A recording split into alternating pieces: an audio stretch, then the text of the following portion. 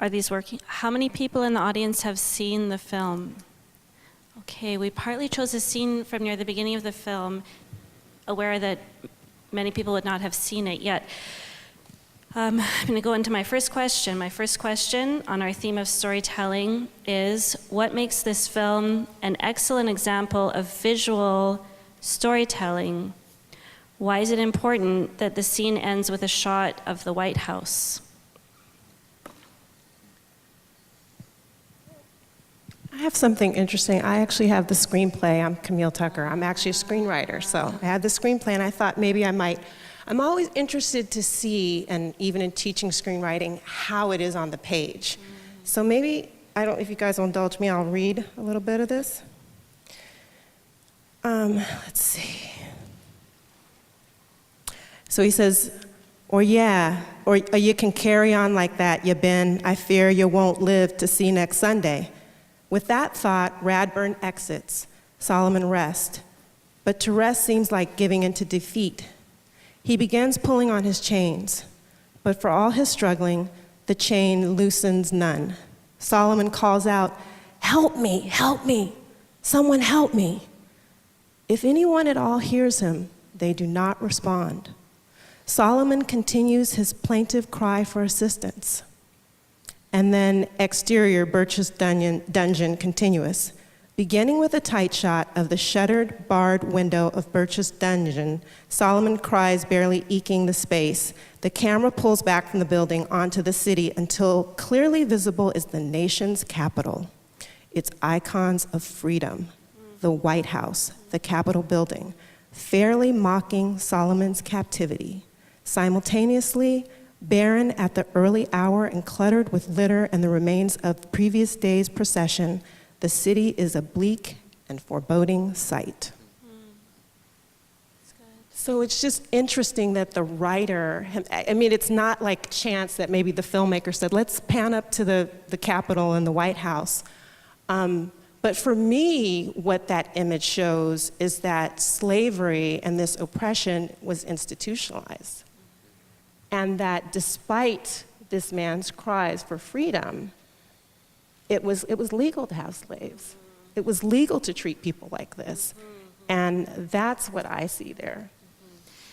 I wondered if when he first calls for help, we might think that he's calling out to a passerby, but then when it goes to the White House, it's saying the White House is responsible to have this, putting the responsibility on the state or the societal structures.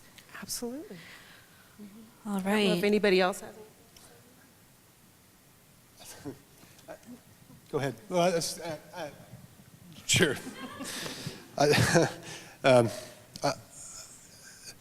Only insofar as power to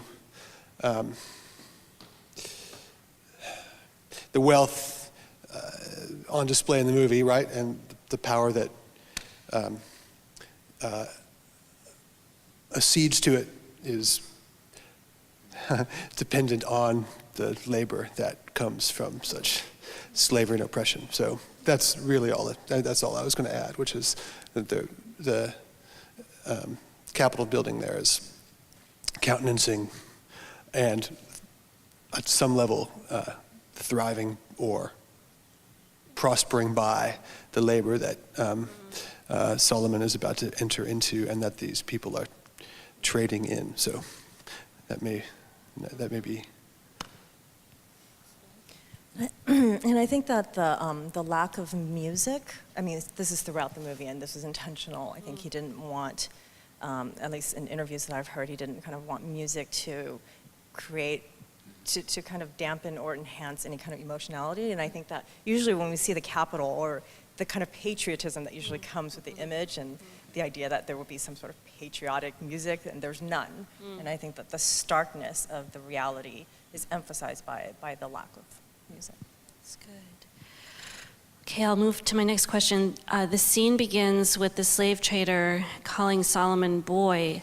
Solomon replies with his real name and the name of the place where he comes from and his familial identity with his wife and children.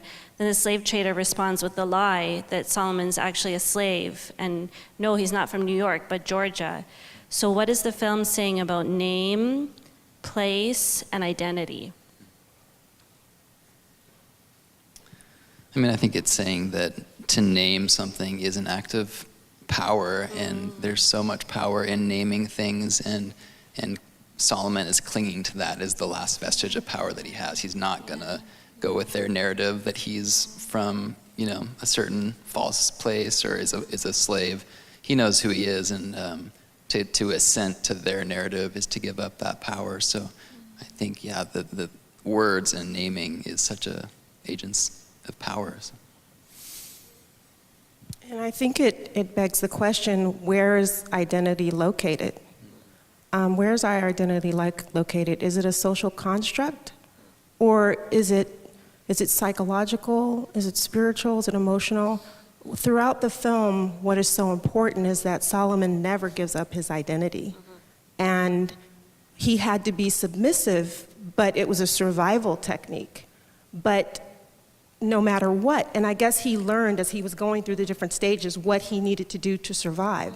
But at every step of the way, his identity was spiritual. It was within him, and that was what carried him through. And it reminds me even of when we see the exchange where Jesus says, well, who do you say that I am? Who do we say that we are? And even, lots of different theories, like when you think about race, and some people say race is socially constructed.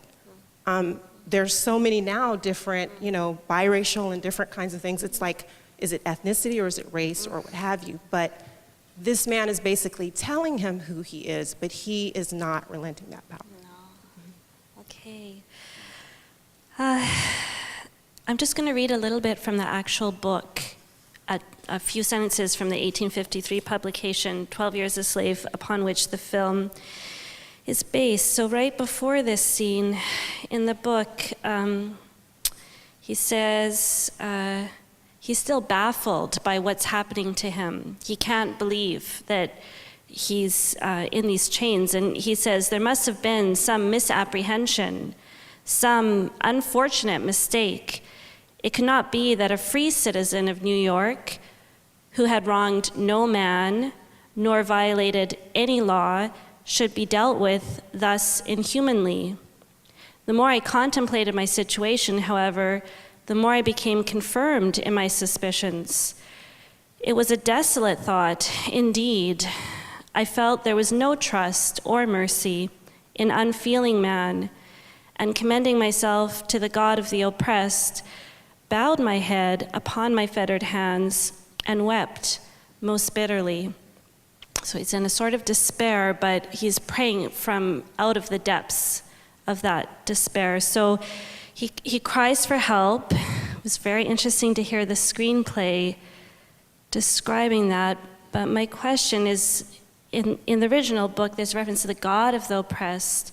So is there something psalmic about this cry for help? He's crying out in hopes that a human being will hear him, but could this also be a call to God for justice? And is the film itself a call for justice?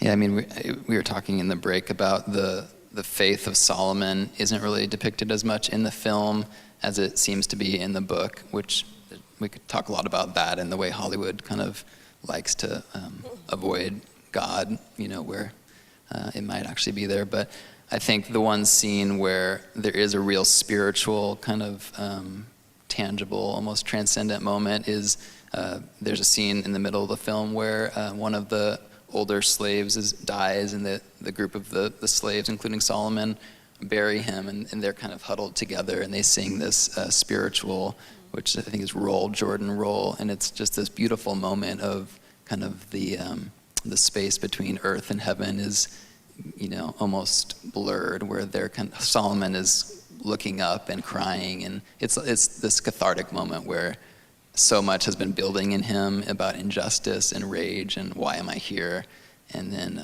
I don't know if you guys want to comment about that scene, but it's a very powerful moment of crying out to God and almost for this eschatological hope of the final justice which is a huge part of the slave narrative and the spirituals. I was just going to say, it definitely, that cry for help when we think of the Psalms of Lament. And it definitely, I mean, David, like, you know, when he's talking about that, he's down in the pit and like, God help me, I'm at the, you know, I could definitely see that. And Solomon is in a cavern or a basement or what have you, and then the camera starts panning up. I think it's just interesting that it stops on those icons of freedom that may not necessarily be icons of freedom. But the whole film is actually very poetic and very musical. I mean, you were talking about, because they didn't have patriotic music when it went on the White House, but if you notice, it's not a film of many words, but the words are very sort of guttural. I mean, when he's beating him, you're hearing the oppression, and then you're hearing the cries of pain. Yeah. And there is music playing that's very stirring music, and the way that the camera is moving and capturing everything, it's forcing you, in films like so many times we're used to those fast camera movements that are letting you go past the moment. One thing I think this filmmaker, Steve McQueen, does is that his camera work is very slow, and it forces you to stay in the uncomfortability. It forces you to stay in the moment. And he uses those cries. He uses those what Solomon is like crying out, and the pain that he's feeling, and even the sound of like the paddle and then the whip and all of that. It's very poetic and it's very musical to me. And it's a different style of filmmaking that we're used to, but I think for this particular narrative, it's important because we're able to sort of feel that pain. Okay. Can I say something real quick? Oh, yes. And I just say about the spiritual journey that Solomon takes in the movie, I have not read the book, so I can't speak to that. But dramatically, like the movie is sort of like he is an accepted member of society when he starts out, and he's the system, such as it is, racist though it may be, is sort of working for him. I mean, he owns a home, he has family, he's got gainful employment, he has a relative amount of freedom. There's a scene flashback where he goes into a dry goods store and has a kind of encounter, whereas a slave comes in and immediately his owner comes in and kind of takes him away in this kind of shameful display of it, kind of almost like a difference in castes or difference in beings. And I think, I mean, I've said this before, maybe some of my students have heard this, but the gospel makes sense only to desperate people, and he keeps saying his name. There's the first slave owner. He beats down the overseer in a scene that's absolutely not cathartic, although you would expect it would be, because the whole time you're thinking, oh, he's going to pay for this, and that was awful, actually. But he keeps hoping that his name is going to get him out of this, or that the system is somehow going to work for him, that his friends will come look for him, his family will. And I think that scene, when the person dies, when they're around the grave, is they start singing first, and he joins in with them. And I think he's a desperate person surrounded by other desperate people, and that community of desperate people is, I think, the church. And so I think there is a moment there of desperate people where you watch him sort of be persuaded or be moved, persuaded is not the right word, into recognition of his existential position. And it is an incredibly moving scene. It's beautiful. So I think dramatically, the film is a thing of, he's in the North when he's in that jail cell, and this expectation is, well, he's in a free area, like what, and I think he makes that expectation too. And I don't think it's till just the inescapability of the situation, in the fact that this person has lived their whole life on a plantation, has actually died there and is buried there, that there may not be escape. And that seems to be the moment where the actual, for lack of a better word, conversion takes place. Yeah. Can I just follow up on that, saying that I had read somewhere that when I was saying, where's our identity located, someone pointed out that the fact that he was born free and that he was free was why he held on so fiercely to his identity. And that it may have been different. This would have been a different story for someone who was actually born into slavery, and what they would have believed and what they would have seen. But you do see him transformed by his experience over time at the different plantations. So when I saw that scene, the him joining in the singing, I thought it was a point where he felt that he was part of the community that he was forced to be part of. And that to me, because it was like he was actually participating, because he didn't start off singing with them, and there was something you can see in his face that he started to join in. And I thought that, you know, his relationship with Patsy, who's played by Lupita Nyong'o, who's up for also, who's also up, actually, I don't think is he nominated too? She's definitely nominated for Best Supporting Actress. So, that he's now, he feels like he still holds on to his identity, but that he also sees himself as part of this terrible, terrible predicament and the community, and trying to kind of participate in that. And to me, as a sociologist, I thought that was kind of recognizing that he is part of that the racism does not obviously touches him, and it's an injustice, but that it's like an indictment and also a recognition that even though he was kind of separate from it, he is still part of it. Yeah, in the previous talk, Marcia Dawkins was saying, I heard her saying how vulnerability can lead to connection, and I think that's what's happening with Solomon, and he is really connected in that moment of singing. Then the woman who is singing is so fascinating to me. We keep coming back to that hymn. So it is Roll, Jordan, Roll, and there's some lyrics in there. She sings, talking about John the Baptist. Some say John was a preacher. Some say John was a Jew. Some say John was a prophet. Some say John was a Jew. I say John was a preacher, and my Bible says so too. And this old African-American woman referring to her Bible and kind of preaching as she's singing, and then he's like learning from her. And so vulnerability, maybe humility, making him have community with her and then with the whole group in that moment. I just love the lyrics of the. I just wanted to really quick. It's interesting how he holds on to him, and he holds on that as well. That his style of not letting you. I mean, most times when we see something musical in a film, it's quickly passed by. But you go through the whole song, and you go through several verses of it. And it is really a transformative moment. Yes. So that's the filmic type question that I wanted to come to. So I have a question from Joshua Smith, who is an English professor in our department here at Biola, and he couldn't be here today because he's speaking at another conference, but he sent me some questions. So he says, there are various scenes in the movie in which the director forces us to linger. The camera does not relieve us with a quick cut. Rather, as audience members, we're called upon to participate emotionally. These scenes, whether we look at the moment when Solomon is chained and beaten in a wooden prison not far removed from the nation's capital, or the moment when Solomon is hung and nearly dies, or maybe the moment when he's singing. And these are painful, but draw us into I don't want to say this about his singing, that the more painful scenes draw us into ugliness of American history in ways that are deeply emotional. So much of our nation's ugliness has not been processed very well or at all. Are we overdue for a kind of collective therapy as a country? Processing our pain and shame, could that be part of this therapy? And how could the medium of film help us to do so?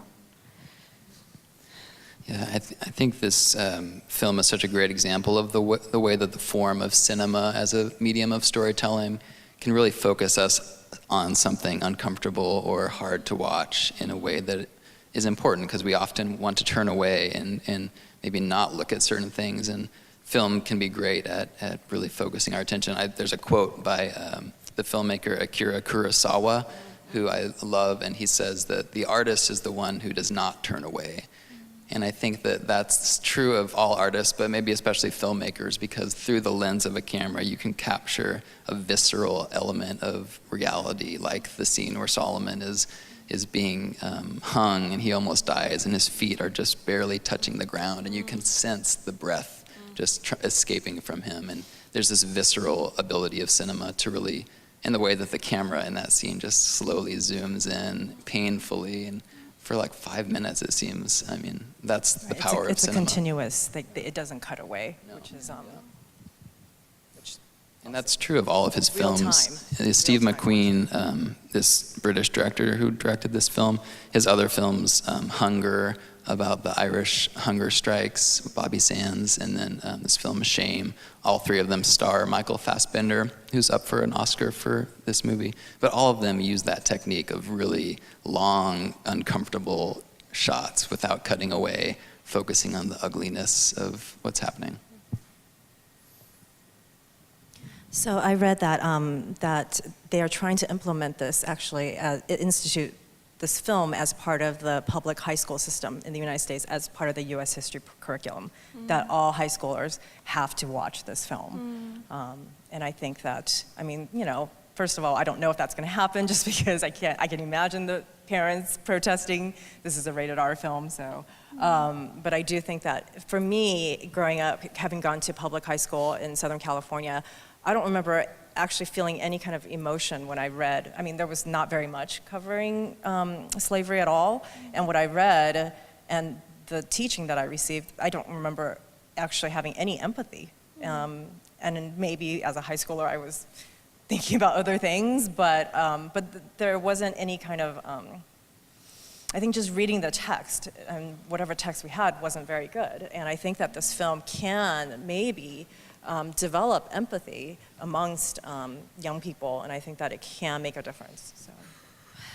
At lunch, I was eating with Tim Muehlhoff, and he said there's actually a sociological study of how much Americans identify as empathetic, and that it's actually going down, the number of people that self-identify as empathetic. I know it's frightening. So I think that observing this level of suffering in a way that we don't turn away can help us to remain empathetic. Okay, so I have a somewhat related question. I'm going to quote from a British anti-slavery poem, and this director, Steve McQueen, is British. Oh, we're running out of time. Okay, so this is a quick quote. Poetry is concise. So in her poem, Slavery, Hannah More, in 1788, she critiqued the separation of children from parents that was brought about by the slave trade. She wrote, "See fond links of feeling nature broke, the fibers twisting round a parent's heart, torn from their grasp and bleeding as they part." So what is the significance of Solomon in the scene we watched, mentioning his wife and children as he asserts his real identity? What is the significance of Solomon insisting on the reality of his wife and children as he asserts his real identity? So the slave trader says, "You are a slave from Georgia." And not only does he say, "No, I'm a free man from Saratoga, New York, named Solomon," he says, "I have a wife and children, and they live in Saratoga as well." And how does that connect to empathy, this question of empathy?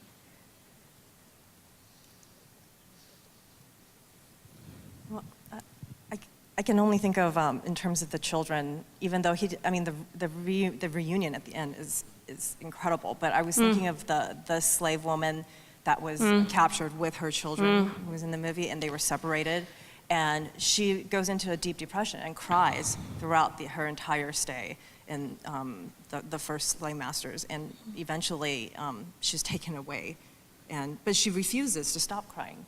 You know, she's like, this is, and she challenges him, actually. She's like, how can you forget your children?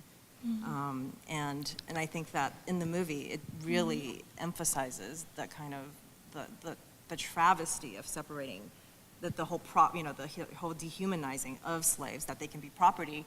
And I think the wife says, "Oh, you'll forget, have some food, you'll forget your children soon." I mean, just the very, that they're property, that they're traded as property and dehumanized. Yes. And even biblically, just what family is and how they're deconstructing family and how much that has to do, going back to identity. If you tear people apart from their families, you're deconstructing their identity. And one last thing I just want to say, you ask, are we due for a collective therapy? And I agree, I believe we are. And it's very interesting, someone said earlier that this was the first film to portray slavery accurately, and actually there was a film made in 1993 called Sankofa, which is a little-known film made by an American of Egyptian descent. Very brutal portrayal, but didn't get this publicity. So I would say it's not necessarily the first film that portrayed it accurately, but at least it's getting the attention that it's getting and the distribution so that people can really see it. But there have been independent filmmakers out there who have been portraying slavery accurately, and maybe at that time, maybe we weren't ready for it, or maybe people weren't paying attention. But I would recommend anyone who can stomach rated R and brutality, Sankofa is a phenomenal film to see, which is a different type of portrayal, but similar in the reality that it portrays. Okay, that's an excellent note to end our panel, and thank you all four panelists. Thanks.